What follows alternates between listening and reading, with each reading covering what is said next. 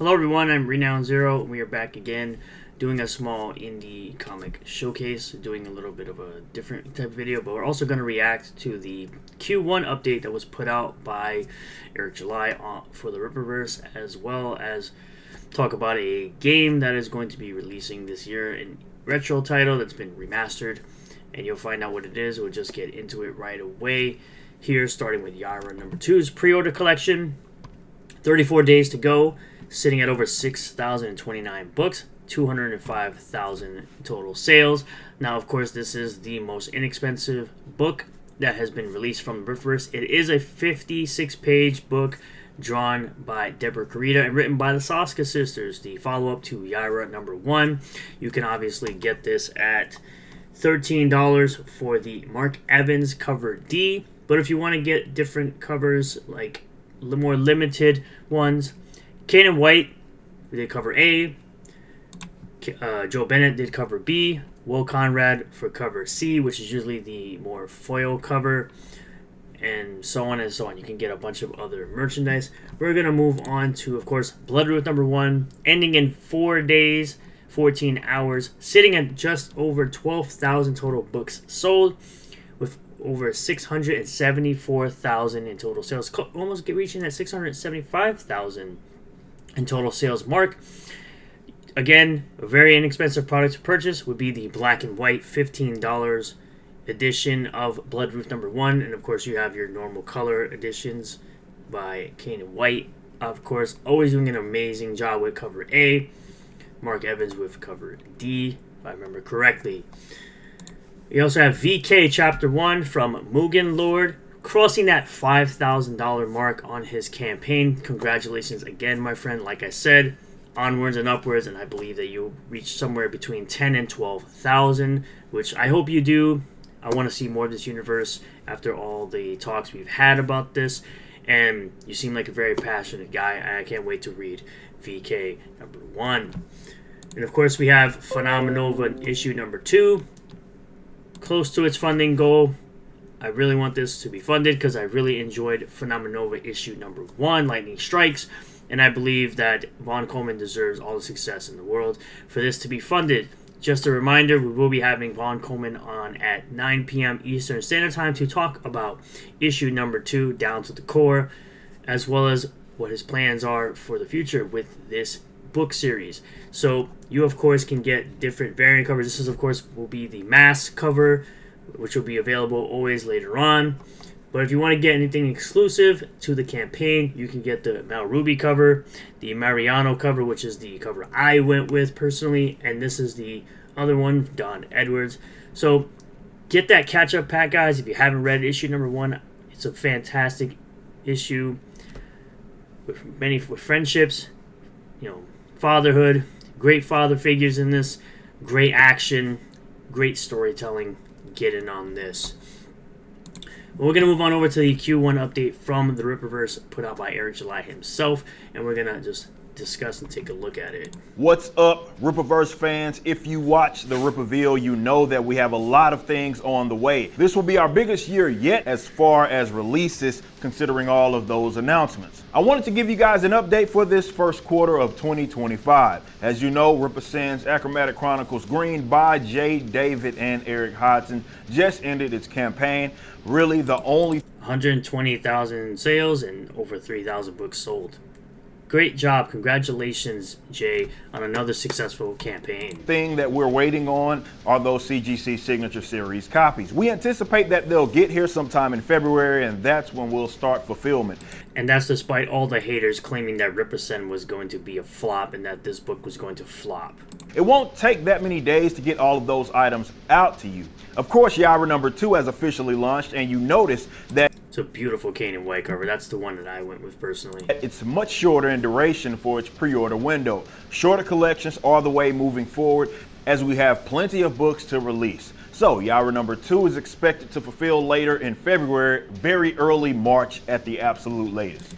And also because the books are smaller, from a 96-page book to a 56-page book, and that makes the books cost less, as well as take less time to create.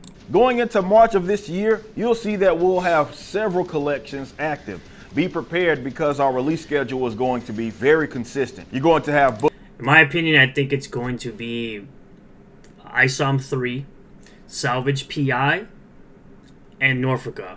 I think those are going to be a couple of the collections that are going to be available in March. Those are my predictions for the collections, just so you guys know. Books fulfilling and books up for pre-order all year round. While we do need to be mindful.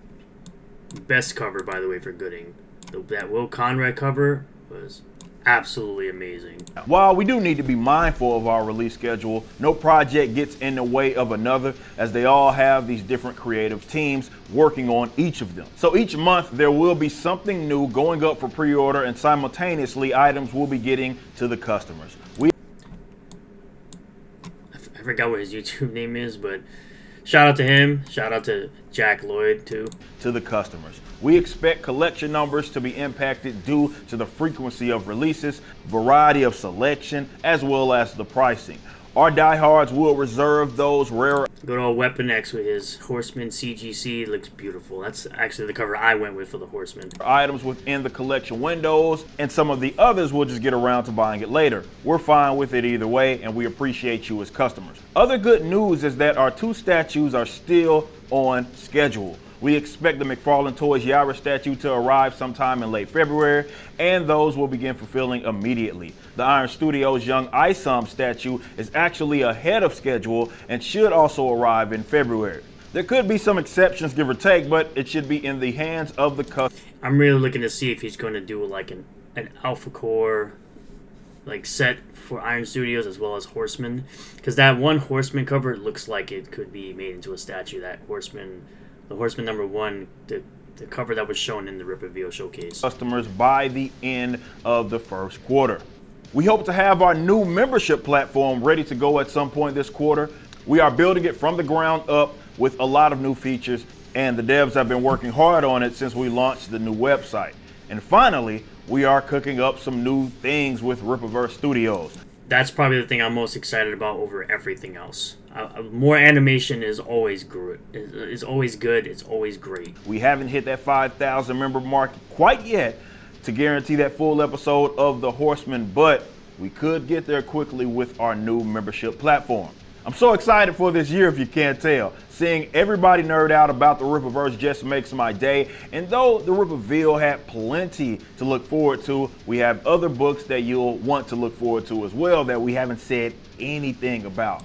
Hopefully more Rippazines. We had our most successful year last year, so let's keep up with the momentum for the Rippaverse as well as Ripascend.